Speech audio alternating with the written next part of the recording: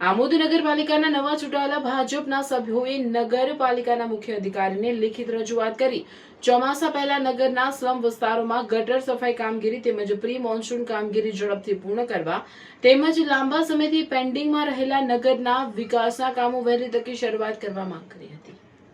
વિપક્ષી સભ્યોની સક્રિયતાથી નગરના રાજકારણમાં ગરમાવો આવ્યો હતો। આમોદ નગરના અનેક વિસ્તારોમાં ગટરોની સફાઈ સમસ્યા ન થતાં સ્થાનિકોને ભારે હાલાકીનો સામનો કરવો પડે છે, જેથી ચોમાસા દરમિયાન પાણી ભરાવાની સમસ્યા ઊભી ન થાય તે માટે પ્રી મોન્સૂન કામગીરી તાત્કાલિક શરૂ કરવા માંગ કરી હતી।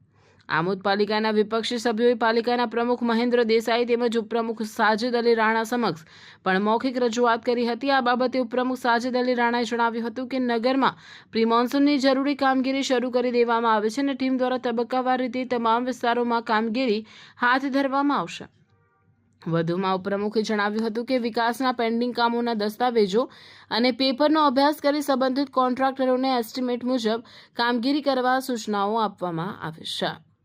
અમે સૌ ભારતીય જનતા પાર્ટીના સદસ્યો દ્વારા આખા ગામમાં જે આગળના સમયમાં ચોમાસું આવવાનું છે તેને લઈને પ્રી મોન્સૂનની કામગીરી અને ગામમાં જ્યાં જ્યાં કચરાના ઢગલા પડેલા છે તેના માટે ઉઠાવવા માટે યોગ્ય જગ્યાએ નિકાલ કરવા માટેની કામગીરી માટે રજૂઆત કરેલી છે ચીફ ઓફિસર સાહેબને।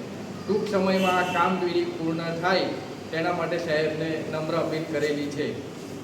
વિકાસના કામો અંગે શું રજૂઆત કરી તમે?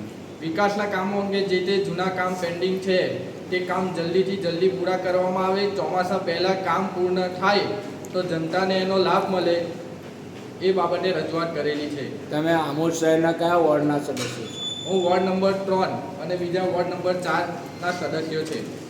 19 તારીખના રોજ પ્રમુખ ઉપપ્રમુખની જ્યારે વરણી કરવામાં આવી, 20 તારીખથી અમારો વોર્ડ જે ગટર સાફ સફાઈ કરવાની પ્રક્રિયા છે તેને હાથ ધરેલી છે। છેલ્લા 5 દિવસથી રાતે 2 વાગ્યા સુધી અમે કામગીરી કરી રહેલા છીએ। આખા ગામની સાફ સફાઈ થવાની છે, પરંતુ માણસોના અભાવના કારણે એક કરીને અમે દરેક વોર્ડ લેતા હોય છે, કોઈ વોર્ડ બાકી રાખવામાં નહીં આવે।